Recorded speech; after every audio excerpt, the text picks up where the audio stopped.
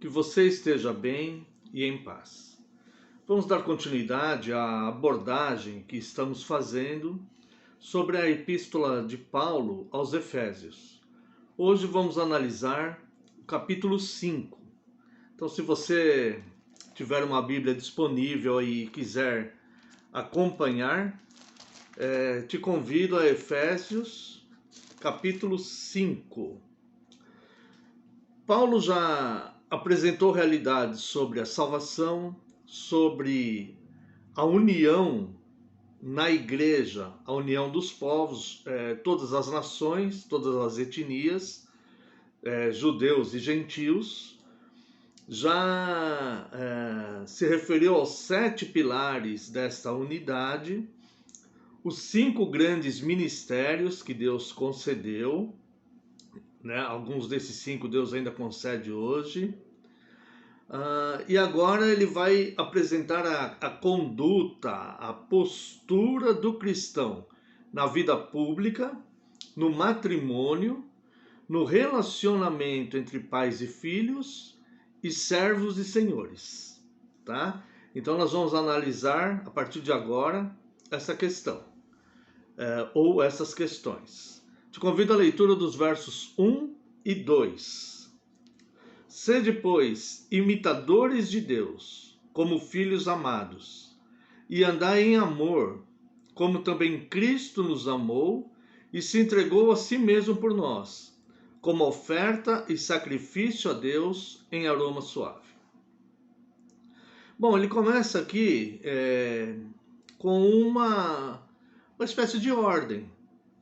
Sede, pois, imitadores de Deus. Isso aqui pode trazer algum conflito a alguém, porque Deus é o ser todo-poderoso. Como que eu posso ser imitador de Deus? Como que eu posso imitar um Deus tão ilimitado, um Deus tão grande, com atributos que são exclusivos dele, exclusivos da divindade, como a onipotência, por exemplo? Como que eu posso imitar um Deus assim?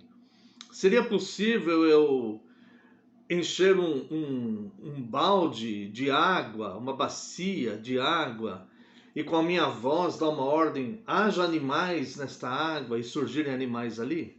Não, é claro que não, e é óbvio que não é a isso que Paulo está se referindo. Quando ele diz, sede, pois, imitadores de Deus, ele está se referindo na questão moral, na característica moral, tendo a moral de Deus como padrão da nossa vida. O modelo que nós devemos seguir na nossa vida é a moral de Deus.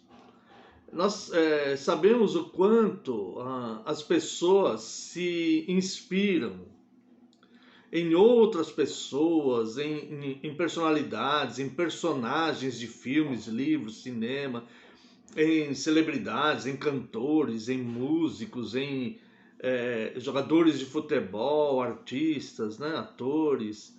Elas inspiram suas vidas nesses, né, em diversas pessoas. Não todos, é claro, mas muitos fazem isso. Outros se inspiram nos seus próprios pais, ou em um professor que teve, ou em alguém que conheceu e que se identificou e concorda ali com ações, posturas e pensamentos. Paulo está se referindo sobre isso, o nosso modelo de vida, o que deve nos influenciar nas nossas ações, o que deve ser o parâmetro para a nossa conduta e pensamento, é a moral de Deus. Essa moral de Deus nós só conhecemos pelas Escrituras. Pela natureza, nós podemos ver claramente que existe um Deus, que existe um Criador. Mas a moral de Deus, como que é este ser moral? Quais são suas características, né? Isso nós só podemos conhecer através das Escrituras, observando o que ele mesmo revelou para os profetas do Antigo Testamento, o que ele mesmo revelou para os apóstolos no Novo Testamento, que eles escreveram, tanto os profetas como os apóstolos escreveram e guardaram, e como o próprio Deus se revelou, ele próprio escrevendo nas tábuas da lei dos 10 mandamentos.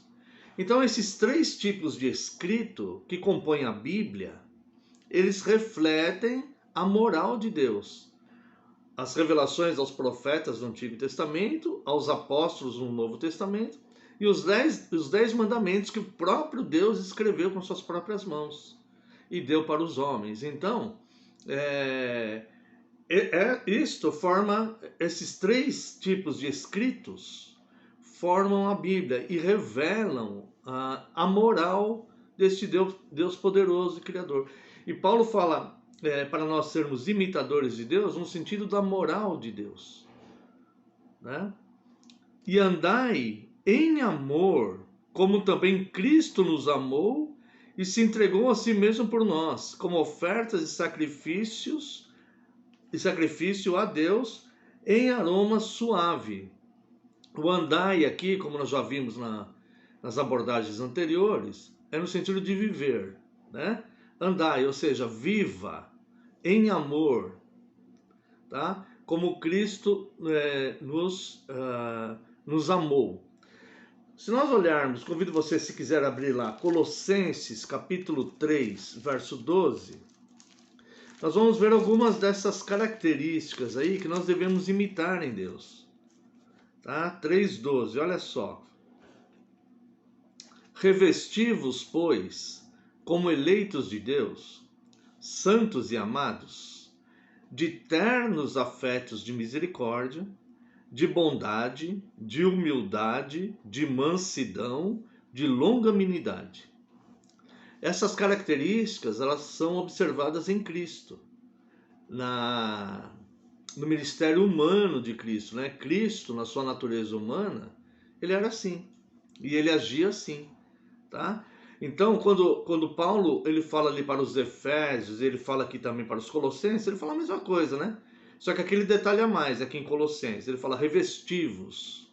Lá para os Efésios ele fala, sejam imitadores de Deus, como filhos amados. Aqui ele fala, revesti-vos, pois, como eleitos de Deus, santos e amados. E aí ele fala do quê? Qual é o modelo que nós devemos imitar em Deus, né? E ele começa aqui, ó, ternos afetos de misericórdia. Ternos afetos. Com ternura, ter uma misericórdia, não uma misericórdia forçosa. Eu vou ter que me compadecer dessa pessoa, eu vou ter que ter misericórdia dessa pessoa. Não. Com afetos, com ternura, com ternos afetos, com afeição. Por entender que aquela pessoa está passando uma dificuldade e eu quero auxiliá-la, porque ele é um semelhante, poderia ser eu passando aquilo.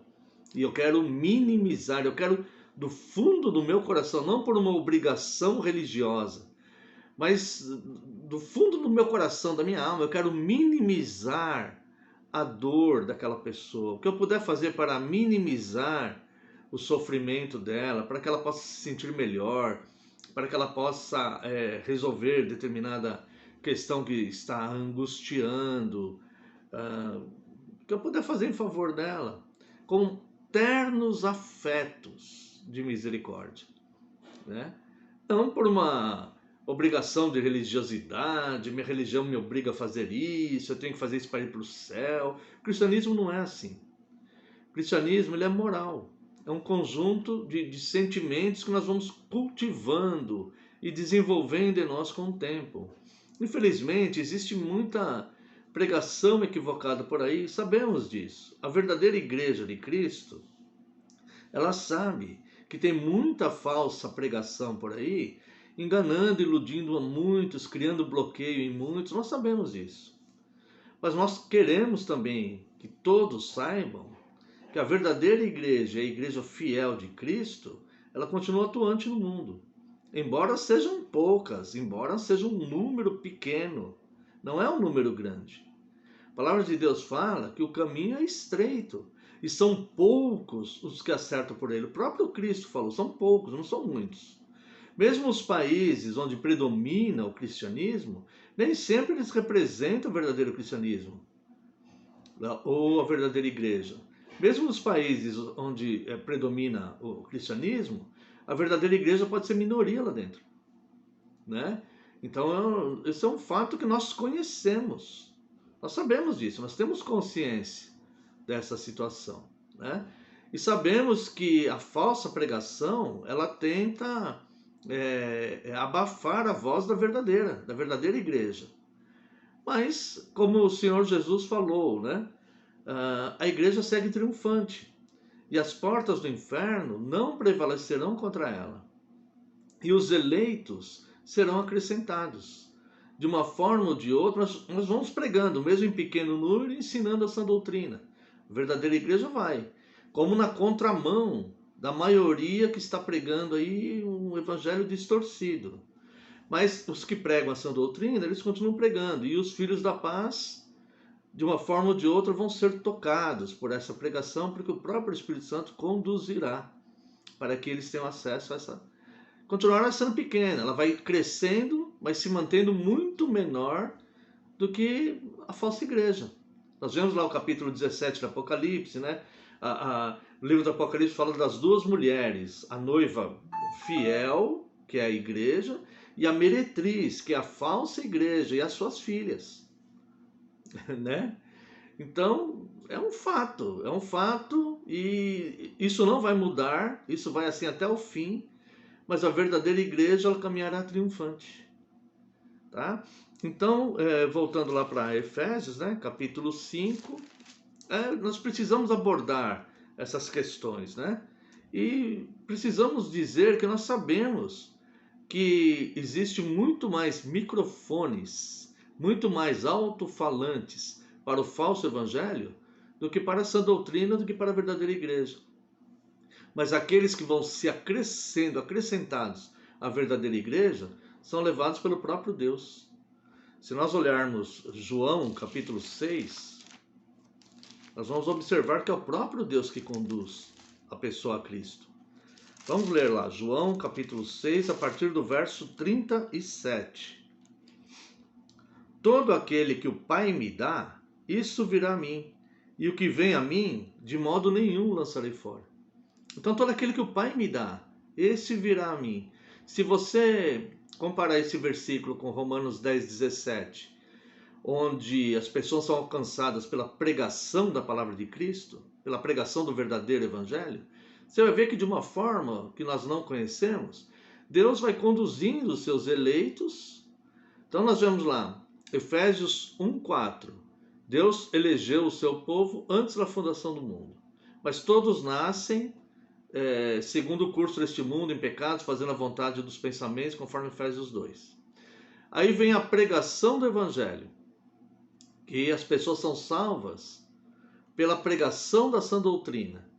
E Jesus aqui, ele diz, todo aquele que o Pai me dá, esse virá a mim. E todos eles, todos que o Pai elegeu, eles irão a Cristo, porque eles ouvirão o evangelho, se converterão e irão a Cristo. Isso é um fenômeno espiritual que acontece. Não é a nossa argumentação, nem a nossa vontade, nem os nossos argumentos, a forma que a gente explica. Não é isso que salva a pessoa. Nós só pregamos essa doutrina, só. A questão acontece, o milagre é espiritual. E Cristo vai vivificando essas pessoas, né? Então todo aquele que o Pai me dá, esse virá a mim. E o que vem a mim, de modo nenhum lançarei fora. Porque eu desci do céu não para fazer a minha própria vontade, e sim a vontade daquele que me enviou. E a vontade de quem me enviou é esta, que nenhum eu perca de todos os que me deu. Pelo contrário, eu ressuscitarei no último dia. E vem aqui no verso 44, ninguém pode vir a mim se o Pai que me enviou não o trouxer, e eu o ressuscitarei no último dia. E o verso 65 aqui, ó. E prosseguiu, por esta causa digo,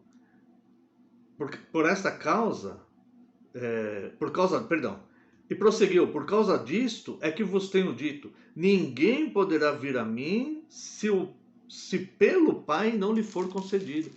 Então, embora o falso evangelho faça mais barulho, fale alto, a sã doutrina sendo pregada, e ela será pregada até o fim, mesmo que em número menor, mesmo que perseguidos, mesmo que praticamente quase não vemos os frutos, né? Nós vemos muito mais pessoas agregando ao erro do que à sã doutrina, mas existe uma questão espiritual aí que é Deus que vai levando. Então o caminho é estreito e de fato são poucos. São poucos que vão abraçar essa doutrina, né? Então ele fala, olha, sede, pois, imitadores de Deus. Quem vai imitar esse caráter de Deus, se não for pela ação do Espírito Santo nele, ou seja, pela conversão genuína? Se as pessoas, enquanto tiver pregação aí no sentido de vitórias e de prosperidade e de coisa, não vão haver imitadores de Deus. Somente a sã doutrina vai ensinar como ser um imitador de Deus, seguindo o caráter moral de Deus, né? Então, sede, pois, imitadores de Deus, como filhos amados, e andai em amor, como também Cristo nos amou e se entregou a si mesmo por nós, como oferta e sacrifício a Deus em aroma suave. Isso aqui, a pessoa que está com o coração voltado para a prosperidade, isso aqui pode até escandalizá-lo, né? E o evangelho escandaliza mesmo. É escândalo para os judeus e loucura para os gregos, ou seja, é escândalo para as religiões, a pregação de Cristo é escândalo para as religiões e loucura para a ciência, para o conhecimento humano, para a filosofia humana. Depois vemos aqui os versos 3 e 4. Demonstra uma troca de hábitos, uma troca de costumes, né? Mas a impudícia e toda sorte de impurezas ou cobiça nem sequer se nomeia entre vós, como também há santos, nem conversação torpe, nem palavras vãs ou socarrices, coisas estas inconvenientes, antes, pelo contrário, ações de graça. Uma mudança de postura e de pensamento. Versos 5 e 6, um alerta e uma advertência. Sabei, pois, isto: nenhum incontinente, ou impuro, ou avarento, que é idólatra, tem herança no reino de Cristo e de Deus. Ninguém vos engane com palavras vãs, porque por estas coisas vem a ira de Deus sobre os filhos da desobediência. Então nós podemos ver aqui, 2 Pedro, capítulo 3, verso 3. Tendo em conta, antes de tudo, que nos últimos dias virão escarnecedores com seus escárnios, andando segundo as suas paixões. Então, não se deixe levar por eles, tá? Aqui fala, né? Efésios 5 e 6. Verso 6. Ninguém vos engane com palavras vãs, porque por essas coisas vem a ira de Deus sobre os filhos da desobediência. E Pedro fala que nos últimos dias virão escarnecedores com uma falsa linguagem, uma falsa doutrina. Tem pessoas totalmente irreverentes que querem se demonstrar pregadores do evangelho, são totalmente irreverentes, zombadores. Ninguém te engane com essas palavras vãs. Aquele que é de Deus tem respeito por Deus, respeito e reverência. E ele não vai fazer zombaria das coisas de Deus. Não vai fazer memes com a imagem de Cristo, com a imagem de Deus Pai. Não vai fazer piadinhas. Não vai subir em púlpitos para fazer piadas, para fazer as pessoas ficarem dando risada. Não, ele vai subir lá para pregar a sã doutrina. Compare novamente com capítulo 2, verso 2. Nos quais andastes outrora segundo o curso deste mundo, segundo o príncipe da potestade do ar, o espírito que atua agora nos filhos da desobediência. E leia de novo o 5:5. Aliás, o 5 e 6. Sabei, pois, isso: nenhum incontinente ou impuro ou avarento que é idólatra tem herança no reino de Cristo e de Deus. Ninguém vos engane com palavras vãs, porque por essas coisas vem a ira de Deus sobre os filhos da desobediência. Então esses escarnecedores que pregam o falso evangelho, que fazem piadinhas de Deus, que querem ter aparência de santidade, mas não ter reverência a Deus, eles estão sendo colocados aqui na mesma condição daqueles que atuam, os filhos da desobediência que aguardam a ira, que estão vivendo segundo o príncipe da potestade do ar, de Efésios 2:2. Essa é a realidade, tá? Então vamos lá, versos 7 a 11. O tempo está voando e tem muita coisa que nós não vamos conseguir falar. 7 a 11. Portanto, não sejais participantes com eles, pois outrora erais trevas, porém agora sois luz no Senhor. Andai como filhos na luz. Vamos andar de novo, vivei, né? Porque o fruto da luz consiste em toda bondade, justiça e verdade, imitando Deus, provando sempre o que é agradável ao Senhor. E não sejais cúmplices nas obras infrutíferas das trevas, antes, porém, reprovai-as. Tá? Considere o destino dos ímpios, como nós éramos antes da conversão, e como nos estranharam e nos difamaram quando viram nossa transformação. Então nós devemos repudiar e rejeitar e não nos unir novamente nas práticas insensatas daqueles que agem sem reverência com relação a Deus.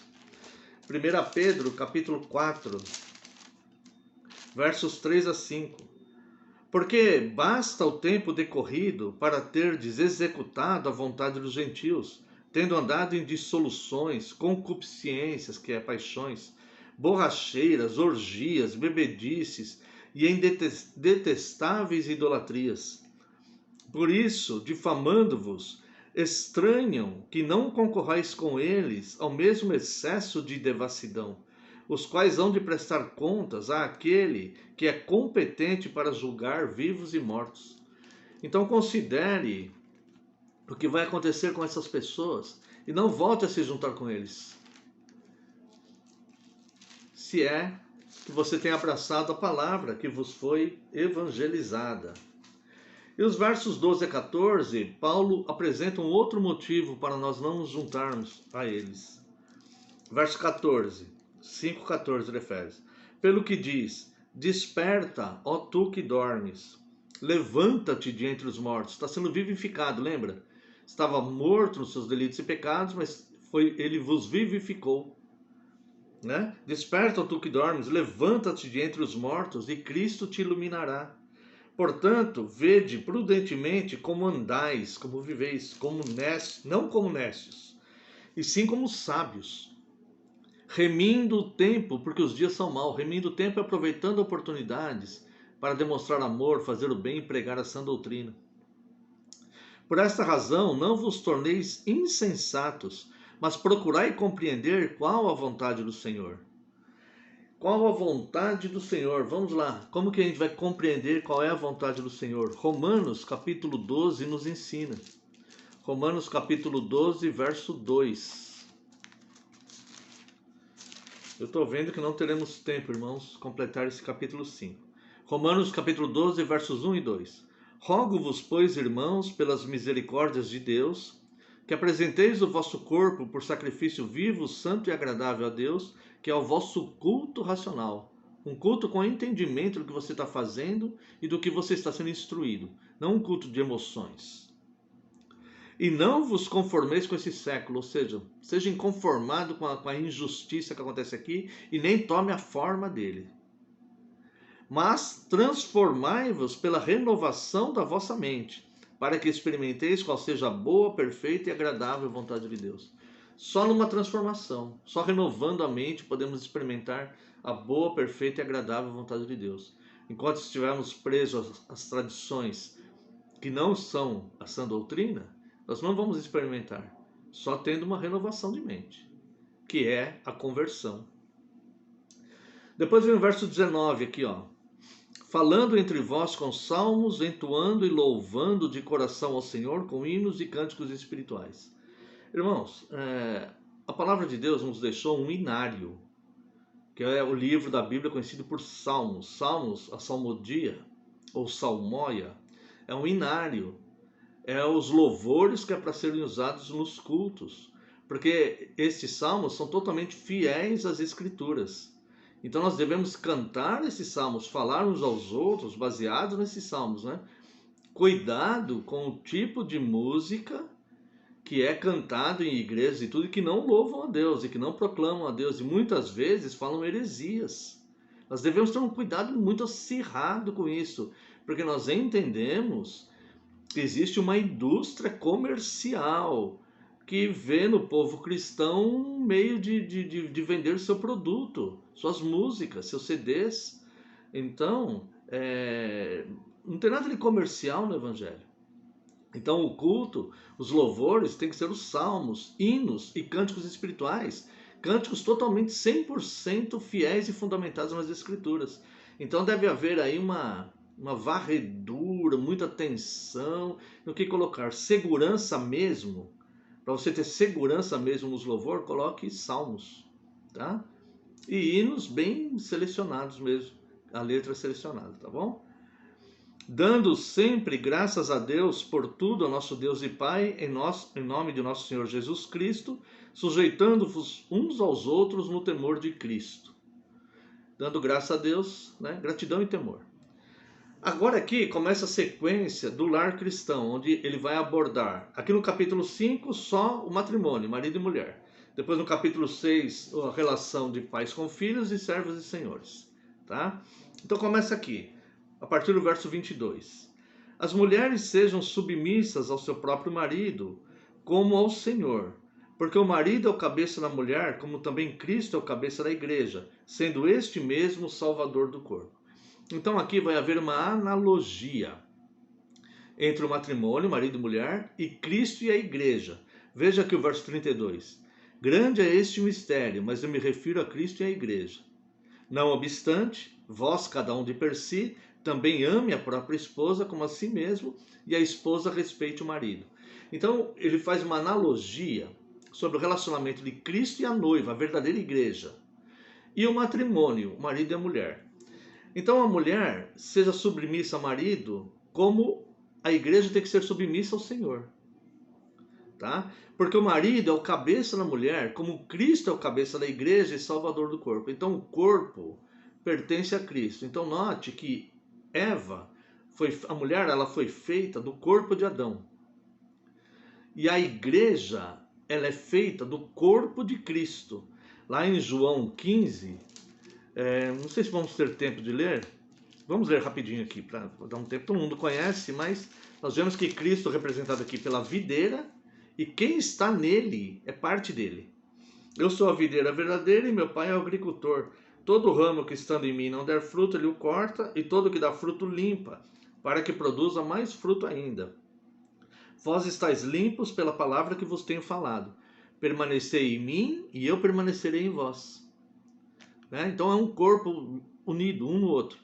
Como não pode o ramo produzir fruto de si mesmo se não permanecer na videira, assim nem vós o podeis dar se não permanecerdes em mim.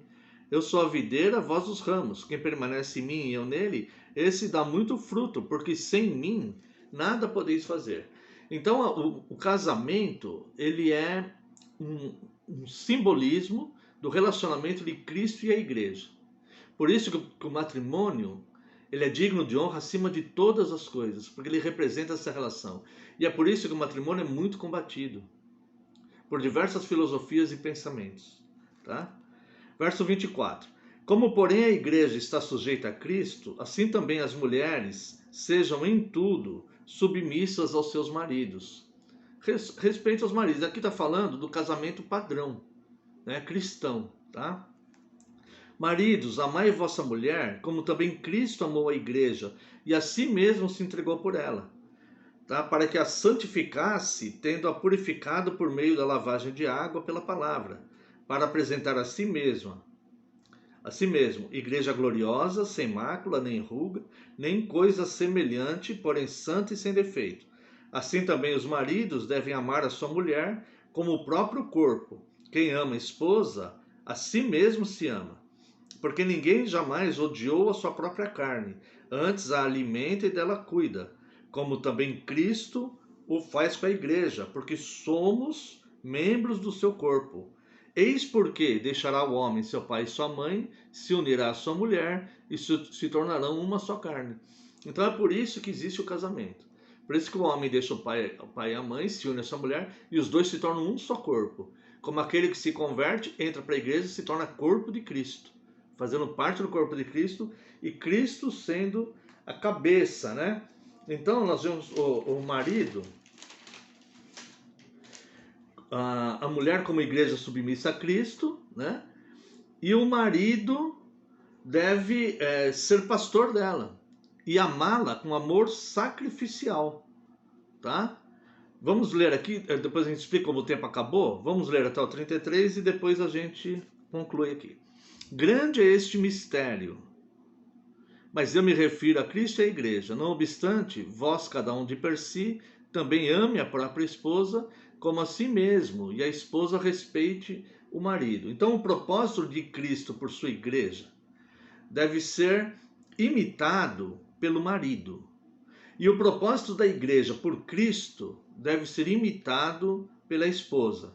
Então o marido deve purificar a sua esposa, ensinando a ela a sã doutrina, perdoando ela quando ela erra e se dando por ela.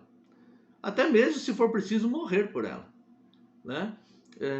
Se dar por ela em toda e qualquer situação, levar a culpa por ela muitas vezes, protegê-la, colocar ela atrás e entrar na frente de batalha ali e deixar ela em lugar seguro, guardar e proteger a mulher, tá? Como a igreja protege, como a igreja verdadeira protege as santas, as irmãs, dos ataques malignos. Por isso que a mulher não está à frente de pastorear uma igreja ou de exercer autoridade de homem na igreja.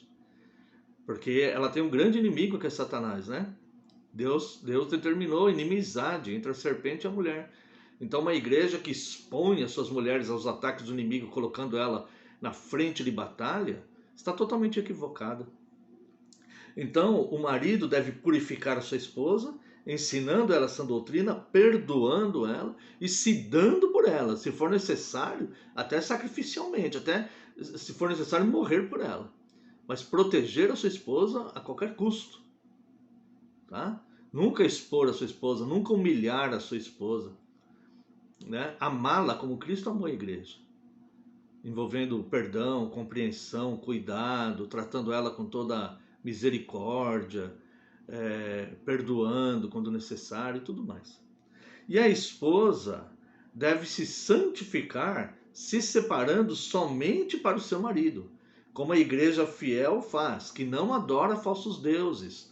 A igreja fiel, ela não aceita liturgia que não seja bíblica, liturgia profana. Ela não aceita pregações heréticas. Ela não aceita revelações fora da Bíblia. A igreja verdadeira, ela é fiel ao noivo. Ela zela por ser fiel ao noivo, né? Então, o marido deve imitar Cristo.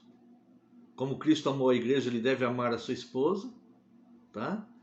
Protegendo-a, perdoando, como já dissemos aqui, né? Se dando por ela em todas as situações, tá? Não a expondo, não a humilhando, não expondo seus erros publicamente, né? Amando. E a esposa deve ser como a igreja fiel, se santificar e se separar somente para o seu marido, né? Como a igreja fiel não adultera adorando falsos deuses, a esposa também deve ser casta e ser separada somente para o seu marido. Bom, aguardo você, o tempo acabou, né? É uma abordagem bem superficial, poderíamos nos aprofundar muito mais, mas o tempo não permite, tá bom? Mas se Deus nos permitir, no próximo vídeo abordaremos o último capítulo da carta, que é o capítulo 6, e depois faremos um complemento sobre a igreja de Éfeso. Que Deus abençoe a sua vida. Permaneça firme na sã doutrina.